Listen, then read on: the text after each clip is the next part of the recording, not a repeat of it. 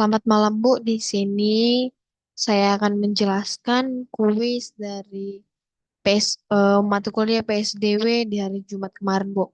Sebelum itu saya memperkenalkan nama saya. Nama saya Agnesia Gian dengan NIM 433240117 Prodi D3 Teknologi Komputer. Di sini ada soal pertama saya. eh, ada dua stand kios penjual es krim warna-warni dengan 4 warna es krim. Es krim pada stand pertama dibuat dengan mengikuti instruksi sebagai berikut. 0. Mulai dengan corong kosong. 1. Ambil warna secara sembarang atau random, tambahkan 2 bulatan berwarna sama. Yang kedua, tambah 1 bulatan dengan warna berbeda. Yang ketiga, jika tingginya sudah sesuai yang diminta, berhenti. Jika belum, kembali ke langkah 1. Es krim pada stand kedua tidak mengikuti instruksi tersebut. Tantangannya, yang mana merupakan es krim stand kedua? Gambar yang tersedia hanya memperlihatkan beberapa susunan awal. Di sini di jawaban saya, Bu, adalah es krim yang stand berwarna kuning-kuning, ungu, pink-pink, hijau-hijau. Pada soal saya, jawabannya ada di opsi B. Lalu, mengapa saya memilih jawaban itu? Es krim B adalah salah satu-satunya es krim yang jelas tidak mengikuti instruksi. Dimulai dengan benar dengan menempatkan 2 rasa yang sama, diikuti oleh salah satu rasa yang berbeda, tapi kemudian menambahkan 2 sendok rasa yang berbeda ketika seharusnya menambahkan 2 sendok rasa yang sama. Eh, Lalu jawaban yang A, C, dan D salah karena apa? Karena mereka mengikuti instruksi, setidaknya sejauh yang dapat kita lihat. Lalu Bu, soal nomor 2 saya ada di ini, Kota Bebras. Ya. Saya lanjut membaca nomor 2. Di Kota Bebras, ada 4 jalur kereta api dimulai dari stasiun A, B, C, dan D. Ada juga 3 stasiun transit T1, T2, T3 yang memungkinkan penumpang pindah jalur. Tantangannya, Bebras Jojo akan pergi ke Zulu, ia berganti karena hanya sekali saja. Dari stasiun pemberangkatan mana ia berangkat? Lalu jawaban saya, tidak diperlukan transfer jika John mulai dari jalur A.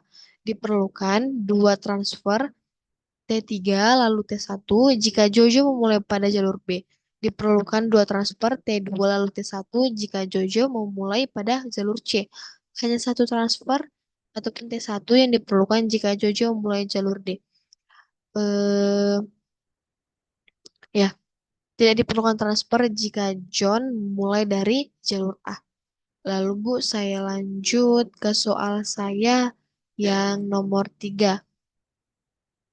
Soal nomor 3 ada di ini. Bob bekerja di stasiun. Oke, saya akan baca soalnya terlebih dahulu, Bu. Bob bekerja di stasiun pusat kota dan jam kerja dimulai pada pukul 8.00. Bob akan didenda jika datang terlambat. Untuk setiap 15 menit terlambat, ia harus membayar denda sebesar Rp10.000. Misalnya, jika ia tiba sebelum 8 lewat 15, maka ia tidak didenda. Jika ia datang pukul 8 lewat 20, maka ia akan didenda dengan sebesar Rp10.000. Pagi ini, Bob ketiduran dan tiba di stasiun keberangkatan pukul jam 8 lewat 8. Jam 8 lewat 8. Eh, Tabel berikut menunjukkan tabel keberangkatan berbagai kereta menuju stasiun pusat kota dan harga tiketnya. Tata jadwal tempuh ke stasiun pusat harga tiket biasa mulai pukul 6.00 setiap 5 menit. Hmm,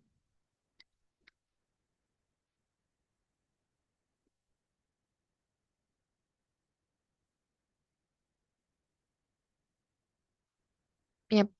Eh, Kereta jadwal biasa mulai pukul 6 setiap 5 menit, 40 menit, Rp5.000, Wirawiri, ada juga pukul-pukulnya, cepat, harga tiket ekspres juga. Lalu tantangannya, kereta mana yang harus diambil Bob agar walaupun terlambat tetap paling murah dendanya. Oke, jawaban saya, jika dia mengambil jalur biasa, dia akan tiba di tempat kerja pada pukul 8.50, sehingga akan dikenakan denda dengan Rp35.000, yaitu Rp5.000. Untuk tiket ditambah Rp30.000. Rp30.000 itu 3 dikali Rp10.000 untuk denda keterlambatan. Lalu jika dia mengambil jalur Wirawiri, dia akan tiba di tempat pada pukul 8.40, sehingga akan dikenakan denda 30.000, yaitu eh 10.000. Rp10.000, denda 10.000. Namun untuk tiket ditambah denda keterlambatan 20.000. Ya, 2 kali 10.000. Lalu jika dia mengambil jalur cepat, dia akan tiba di tempat kerja pada pukul 8.35. Jadi akan dikenakan denda 35.000, yaitu 15.000. Untuk tiket ditambah 20.000. 2 kali 10.000 denda keterlambatan. Dia menggunakan jalur ekspres, dia akan tiba di tempat kerja pada pukul 8.32. Jadi biaya 40.000, yaitu 20.000 untuk tiket ditambah 20.000, 2 kali 10.000 denda keterlambatan. Lalu saya lanjut, Bu, di soal saya nomor 4. Berikut ini adalah peta untuk berjalan-jalan di Taman Bebras. Lingkaran hijau melambangkan pohon dan garis coklat melambangkan jalan. Eh, trayek trayek keluarga Amir adalah BAAACEDEEDA. Trayek keluarga Badu FDCDAEADEDA. Tantangannya, asumsikan bahwa eh, keluarga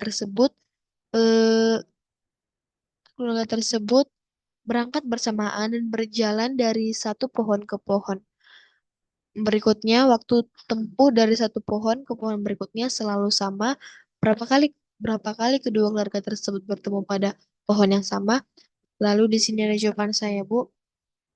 Itu jawab yang harus saya gambarkan. Inilah penjelasan, Bu. Mereka tidak pernah bertemu karena mereka melewati rute yang sama, tetapi tidak dengan waktu yang sama. Itu udah saya tunjukkan rute yang sama dari D ke E, lalu waktu Amir 6 ke 7, lalu waktu Badu 4, 7, 10. Mungkin saya akan menjelaskan sedikit di sini, Bu. Dengan cara yang sama dengan keluarga Badu yang berjalan dengan warna merah dan angka merah, kedua keluarga akan bertemu di beberapa pohon yang diberi nomor dengan warna merah dan biru. Mungkin di sini, Bu, di gambarnya saya lupa menambahkan tinta warna yang berbeda sehingga susah membedakannya. Tetapi kita tidak bisa melihat pohon seperti itu dalam gambar. Perhatikan bahwa hanya ada 2 pohon yang didukung oleh kedua keluarga ini. Jadi kita hanya bisa fokus pada keduanya. Pohon D yang paling kiri di taman dikunjungi oleh keluarga Amir hanya pada waktu 7 dan oleh keluarga Badu pada waktu 2.48, 2.48 dan 10. Ya, benar. Pohon E, tetangga paling kiri pohon D, dikunjungi oleh keluarga Amir pada waktu 6 dan 8. Ya, tetapi oleh keluarga Badu hanya pada waktu 9, pada waktu 9. Jadi kesimpulannya eh, jawabannya tidak akan bertemu. Lalu nomor yang terakhir, nomor 5. Di sini ada soalnya, saya akan bacakan soalnya, Bu. Bobby seberang-berang memutuskan untuk berpergian dari Hamper ke Mok. Pada peta, lingkaran adalah sebuah kota dan sebuah garis adalah sebuah ruas jalan tol 2 arah yang menghubungkan kedua kota. Huruf menunjukkan nama kota. Angka menunjukkan biaya yang harus dibayar saat masuk jalan tol yang menghubungkan dua kota tersebut. Mobil dapat berpindah arah saat ada sebuah persimpangan, tapi tetap harus membayar penuh jalan yang dimasukinya. Misalnya untuk berpergian dari kota B ke kota C, dapat dipilih jalan sehingga membayar 24 itu wajah dirinci ke 18 tambah 6. Tantangannya, berapa biaya paling murah dari Hamper ke Mak? Isikan sebuah bilangan bulat. Di sini saya menerangkan jawabannya, Bu. Eh, Mungkin akan saya jelaskan sedikit. mengenai jawaban yang nomor 5. Untuk membuktikan bahwa jalur ini optimal, seseorang dapat membandingkan pilihan dengan cara berikut. Hmm, Jalan termurah yang kita temui biayanya 41. Lalu kita coba mencari jalan lebih murah. Pada awalnya jelas bahwa jalan itu melalui jelas melalui jalan A. Yap, melalui jalan A hampir dengan biaya 13. Jadi orang harus menemukan jalur dari A ke MUK yang lebih murah yaitu 28. 41 dikurang 13 itu 28. Terus yang kedua, jelas bahwa kita harus datang ke MUK bukan melalui jalan B. Mengapa? Karena itu sudah 23 dan gak mungkin menemukan jalur B ke A yang lebih murah. Lebih murah. Karena itu 28 dikurang 23 sama dengan 5. Jadi, kami datang ke MUK di Jalan D, MUK dengan biaya tol 6, dan dengan demikian kita harus menemukan jalur dari A ke D yang lebih murah, 28 dikurang 6 sama dengan 22. Jalur A ke D tidak boleh memiliki lebih dari 3 jalan karena jalan termurah biaya 6. Dan dengan demikian, 4 jalan akan memberikan biaya setidaknya 6 kali 4 sama dengan 24. Jalan pertama yang mungkin kita lihat untuk keluar dari A adalah A ke B. Ini mengarah ke solusi yang jauh lebih mahal. Karena kita akan menggunakan jalan tol yang biayanya sangat mahal, 23 ataupun 18. Ya, 18. Argumen yang sama berlaku untuk jalan A ke jalan F karena jalan ini sangat mahal. Jika kita menggunakan jalan A ke G, maka kita akan membutuhkan biaya setidaknya eh, jika A ke G artinya 7 ditambah 9 tambah 7 hasilnya 23 yang lebih besar dari 22. Dan akhirnya jika kita melewati jalan A sampai ke C, kita dapat mencapai jalan yang optimal daripada jalan-jalan yang yang sebelumnya. Eh, Sekian Bu penjelasan saya mengenai kuis PSDW di hari Jumat kemarin. Saya minta maaf jika ada kesalahan kata. Saya ucapkan terima kasih.